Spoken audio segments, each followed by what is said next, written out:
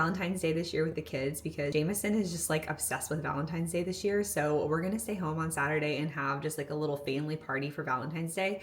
So this whole week I'm just doing all these little fun things to lead up to Valentine's Day because I feel like you only get kids that are so excited about these little kind of like stupid holidays for so long whenever they're little. I just bought like a little $20 decoration kit off Amazon that Jameson and I put up all over the house this weekend, and he was so excited about it. So this is the first thing I'm doing to kind of kick off the week, is making him this bunch of gluten-free cake pops. So I'm just gonna use a box mix for the cake, and then I'm gonna make some homemade buttercream frosting, and then we're gonna use almond bark. If you're new here, hi, I'm so glad you're here. I'm Nicole. I have celiac. I was diagnosed with celiac 10 years ago, and I'm just sharing everything about my life and how I cook for my kids. I love to cook, I love to bake, and I'm sharing everything that I know with you guys, along with all the lifestyle stuff that's just mixed in with being a stay-at-home mom of two. So I'm really glad you're here, and hang out with me this Monday morning. I love using a box mix whenever I'm doing this kind of stuff because making a cake from scratch to just deconstruct it and roll it in some frosting seems totally pointless to me. So my love language is absolutely cooking. So it's the way that I show love to people. I always make people special cakes and sweets and treats for holidays and for birthdays and things. I'm so excited to make these cake pops for the kids because I know that they're absolutely going to love them, and Jameson is especially going to love them. He's going to freak out. And whenever he has them at home and doesn't have to go to the store to get one, that's his love language, man. Now we're gonna make homemade buttercream so it's ready whenever we're ready to crumble the cake and mix in the frosting. I'm doing my frosting homemade because I just think homemade frosting is so much better than store-bought frosting. So I think it's really gonna elevate the store-bought mix for the cake pops. The biggest trick to making a good buttercream is making sure that your butter is perfectly softened. I always set mine out for 24 hours before I make homemade buttercream. But if you're in a pinch, you can soften your butter by putting it in the microwave. I have a soften mode on mine, so that's what I use whenever I'm in a pinch. You can put it in a bowl of warm water with the wrapper on for just a couple of minutes and it'll soften it right up. Or you can just tuck it right into the waistband of your pants while you get everything else ready and it'll warm up to body temperature. But I truly do think for the best buttercream, you have to set it out for like at 12 to 24 hours because it makes for the perfect softened butter. Okay, time to make our buttercream.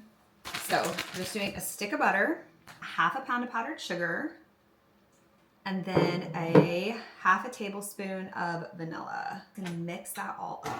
Let it mix for so much longer than you think that it should. Okay, I think this buttercream looks perfect.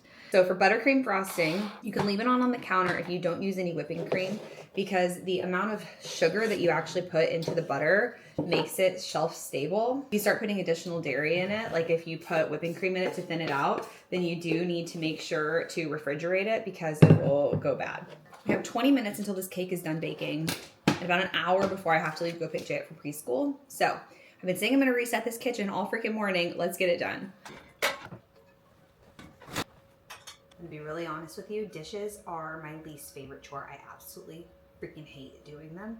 But whenever I get frustrated about it and how many chores I have to do, like how much clothes I have to wash or how many dishes I have to do, I try to reframe it in my mind. How lucky am I to have a family that I get to cook food for, or how lucky am I to have these little children with all these tiny little clothes that I get to do their laundry. But it doesn't make me hate the chore any less. All right, this is perfect timing. Our cake just got done. It just came out of the oven. I just got the kitchen reset. It's time to go pick Jameson up from preschool. Kind of crumble this cake up a little bit and then we're gonna let it cool. We want it to kind of be a little bit stale, and then we're gonna roll and decorate our cake pops this afternoon, and I'm gonna let Jameson be a part of that, and it's gonna be so much fun. Let's go. All right, everything's cooled, so we're ready to mix it all together. So we're gonna take our crumbled up cake pieces and pop them into our stand mixer. You want a piece of cake? Okay. We're gonna start with half of a cup of frosting and go from there. Frosting. We wanna make sure our consistency is right, so you can always add more, but you can't take out. So we're gonna start with less. All right, it's about half a cup. The perfect consistency. You kind of want it like sandy. So now we're gonna go in and we're gonna make little balls, and then we're gonna put them in the refrigerator for 30 minutes until we dip the cake pops. There is such a thing as a cake ball former, but I don't feel like I make them enough to do a cake ball former. So we're just gonna form them with our hands and hope for the best. All right, we're gonna put these in the refrigerator for just a little bit to firm up before we dip them. I'm gonna melt this all down, and then we're going to put our food coloring in.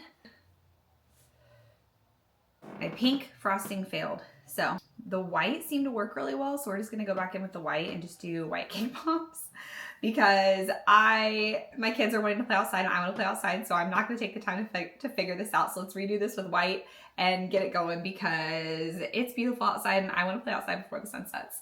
We have a small helper now who is getting into the cake pops before they are dipped. So this is real life with kids. Here we go. Dude, you can't just take bites up. I have a half-bit cake pop now. I think that one's just gonna stay off to the side. All right, Jamie. All right, here we go. And drip off. Hi, sis. A little bit thinner. I think we're gonna let the... Oh yeah, there we go. Okay. Do you want to dip one in the chocolate? Yes, please. Okay, dip it in. Good. Nice work. And then we'll get you a red one, a red sprinkle. Here, put red sprinkles on them. Okay. Oh, hold on. Hang on. You want red? Yes. Okay, let's do this. Here. Here's the red. Here. Put the sprinkles on. Turn it over. Pour them out. Hold it. I'm going to help you. Nice work. All right, now we have to put it. No, you can't eat it yet. It's not dry. All right, let's put it here. I'm hungry. Hold on, we gotta let it dry, dude. We got 2 more to do. Some cake pop with that one. Hold on. You can have it as soon as it dries, bro. Okay. Okay, it's not dry yet. What's this one? Oh my gosh, you kids. I hope you enjoyed hanging out with us today. We're gonna go play outside and wait for these cake pops to dry. This was so fun. I'm glad that you guys got to see. I'm glad that I got to spend the day with you guys and you got to see us make these cake pops. I don't think they're gonna make it till Valentine's Day, but we have so many other fun activities planned for Valentine's Day week, and I will show you as many as I can whenever I have find time to film with these 2 hooligans. All right, let's sprinkle these. Ah! All right, kids. All right, I'm Nicole. Thanks for hanging out with me, and I hope you guys have a wonderful rest of your day.